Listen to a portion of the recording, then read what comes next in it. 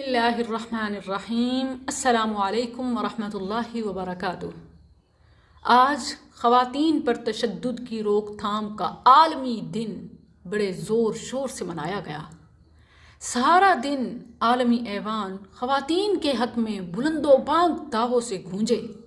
Asset ہو یا west, from stone age to now, پتھر کے زمانے سے آج تک خواتین پر ظلم ہوتا تھا، ہو رہا ہے۔ یورپ میں جہاں عورت کو مرد کے برابر کھڑا کرنے کا نعرہ لگایا جاتا ہے، وہ بھی ظلم ہے، کیونکہ خواتین کی کیپیسٹی مختلف ہے۔ وہ مرد کے برابر کام کرنے کے لیے نہیں، مختلف کام کرنے کے لیے بنائی گئیں۔ برابری کا دعویٰ تو یہیں فلاپ ہو گیا۔ مغربی دانشور مغربی ثقافت کے نتائج سے پریشان ہیں، لیکن ہم اپنی بات کرتے ہیں۔ ہم اپنے دعووں میں کتنے سچے ہیں؟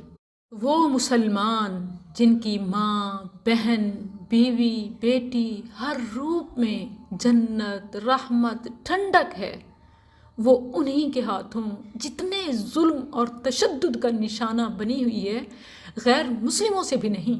خواتین پر تشدد کی روک تھام کے عالمی دن پر تحفہ۔ اسلام آباد میں 12 سال کی نوجوان بیٹی کا باپ کے ہاتھوں قتل ہوا۔ لڑکی میٹرو اسٹیشن میں مردہ پائی گئی۔ غربت، غیرت یا لادینیت جو بھی ہے، کفر سے بھی بدتر ہے۔ ابھی تو خواتین پر تشدد کی روک تھام کا عالمی دن تھا۔ یہی نہیں، آج کے دن کی مناسبت سے مردوں کی طرف سے خواتین کو دوسرا بڑا تحفہ۔ سندھ کے شہر لاڑکانہ میں محترمہ بے نظیر بھٹو میڈیکل یونیورسٹی کے گرلز ہاسٹل سے ایک طالبہ کی، اور 4th ایئر کی طالبہ ہے، دیکھیں کہ اس پر کیا پریشر ہوگا، کیا وجہ ہوگی کہ گلے میں پھندا لگی ہوئی لاش ملی۔ تشدد کی کون سی داستان سناؤں؟ نہ شادی شدہ بہنیں محفوظ ہیں، نہ کالج اور یونیورسٹی کی۔ مین ڈومینیٹنگ سسٹم ہے۔ خواتین کی خاموشی میں ہی عافیت ہے۔ جو بھی آواز اٹھاتی ہے، چپکے سے اگلے جہاں پہنچا دی جاتی ہے۔ حق کے لیے بولنا سب سے بڑا جرم ہے۔ حالانکہ اسلامی تاریخ میں عورتوں کے حقوق کے لیے اٹھنے والی آواز خولہ بنت ثعلبہ رضی اللہ عنہا کی ہے کہ جب انہوں نے خاوند کے خلاف رسالت مآب صلی اللہ علیہ وسلم میں احتجاج ریکارڈ کرایا تو اللہ عز و جل نے ان کے رائٹس میں پوری سورت اتار دی، جس کا نام ہی المجادلہ ہے۔ اسلام نے خاتون کو خاوند کی شکل میں ایک محافظ دیا، مگر یہی خاوند اس کی عزت، عصمت، چین و سکون کا سب سے بڑا ڈاکو بن گیا ہے۔ خاندان معاشرے میں اتنا رسوا کرتا ہے کہ اچھی بھلی پڑھی لکھی عقل و شعور رکھنے والی عورتیں نفسیاتی مریضہ بن جاتی ہیں۔ واللہ ایسے بے شمار میسیجز ابھی بھی میرے واٹس ایپ میں آئے ہوئے ہیں، میں آپ کو سنا نہیں سکتی۔ آپ باہر کے ظلم کی بات کرتے ہیں، ڈومیسٹک وائلنس پر کون بات کرے گا؟ جس اسلام کا نام لے کر خواتین پر ہاتھ اٹھایا جاتا ہے، باہر نکلنے پر پابندی لگائی جاتی ہے، بچوں کے ساتھ بیڈ روم سے کچن تک قید کر کے خود ساری عیاشیاں کی جاتی ہیں، ان کے پڑھنے پڑھانے تک پابندی ہوتی ہے، میں اس اسلام کی اصل تصویر آپ کو دکھاتی ہوں۔ امیر المؤمنین عمر رضی اللہ عنہ، جو 36,000 شہروں کے فاتح تھے، جن کا نام سن کر قیصر اپنے تخت پر لرزتا تھا، انہیں ایک بڑھیا بھرے بازار میں روک کر حق اور انصاف کی تلقین کرتی ہے۔ لوگوں نے روکنے کی کوشش کی کہ امیر المؤمنین ہیں۔ عمر رضی اللہ عنہ منع کرتے ہوئے فرماتے ہیں کہ یہ وہ خاتون ہے جس کی بات کو اللہ نے آسمانوں پر سنا، میں زمین پر کیسے نہیں سنوں گا؟ واللہ اگر یہ شام تک مجھے یہاں کھڑا رکھے تو میں یہیں کھڑا رہوں گا۔ ایسے مسلم حکمران کی دعا ہے، تبھی بنت حوا محفوظ اور مضبوط ہے۔ بخاری میں ہے کہ انصار کی خواتین نے گھروں میں روک ٹوک اور حق رائے زنی شروع کیا تو مسلمان مردوں نے باقاعدہ نبی صلی اللہ علیہ وسلم کے پاس آ کر شکایت کی کہ روکیے، کلچر تیزی سے بدل رہا ہے، اب یہ ہمیں بھی ہماری غلطی پر روک دیتی ہیں۔ نبی کریم صلی اللہ علیہ وسلم نے خواتین کی حوصلہ افزائی کرتے ہوئے فرمایا، نعم النساء نساء الانصار، انصار کی خواتین کے کیا ہی کہنے۔ نبی صلی اللہ علیہ وسلم نے ام سلمہ رضی اللہ عنہ سے صلح حدیبیہ کے موقع پر مشورہ کیا۔ عمر رضی اللہ عنہ نے شفا رضی اللہ عنہ کو محکمہ نیب کا ہیڈ بنایا۔ عثمان رضی اللہ عنہ نے ام کلثوم رضی اللہ عنہ کو سفارت کاری کے لیے روم بھیجا۔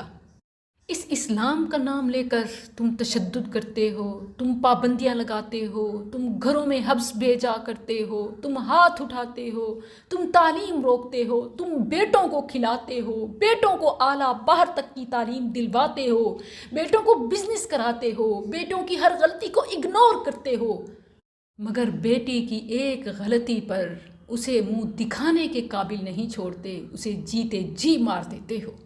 گھر گھر کی کہانی تو ایک طرف، کبھی میڈیکل کالج کی ذہین فتین بچی، تو کبھی میٹرو اسٹیشن پر معصوم پھول، یوں ہمیں روندے نظر آتے ہیں۔ ظلم کی حد تو یہ ہے کہ لڑکوں کو جانچنے کا کوئی پیمانہ نہیں بنا، مگر لڑکیوں کے لیے بے شمار پیمانے ہیں۔ رنگ و روپ میں پرکھا جاتا ہے، تعلیم ملازمت میں تولا جاتا ہے، اور حد تو یہ ہے کہ اس سب کے بعد بھی سر عام ذلیل کیا جاتا ہے۔ آج باغی چینل کے توسط سے میں خواتین پر ہونے والے مظالم کی صرف تصاویر نہیں دکھا رہی، بلکہ عالمی ایوانوں کو سلوشن بھی پیش کرتی ہوں کہ صرف یہی قانون بنا دو کہ اگلے سال 25 نومبر کو خواتین پر تشدد کے خلاف صرف وہی ملک آواز اٹھا سکے گا کہ جس ملک میں خواتین پر تشدد نہ ہو۔ ظلم بھی کرتے ہو، تشدد بھی کرتے ہو، اور جھوٹے دلاسے بھی دلاتے ہو۔ عالمی دن تب مناؤ جب عافیہ صدیقی کو رہائی دلاؤ۔ خواتین پر تشدد کی روک تھام کا دعویٰ تب کرو جب کشمیری خاتون۔ اچھا علامہ صاحب، آج پوری دنیا میں خواتین کے تشدد کے حوالے سے جو عالمی دن منایا جا رہا ہے، پاکستان کے اندر بہت سی ایسی تنظیمیں جو خواتین کے لیے ایسے ایجنڈوں پہ کام کر رہی ہیں جو عورت اور چار دیواری کو ختم کر کر عورت کو میدان میں لانا چاہتے ہیں۔ آج تشدد کے حوالے سے آپ کو خاص بات کرنا چاہیں گے؟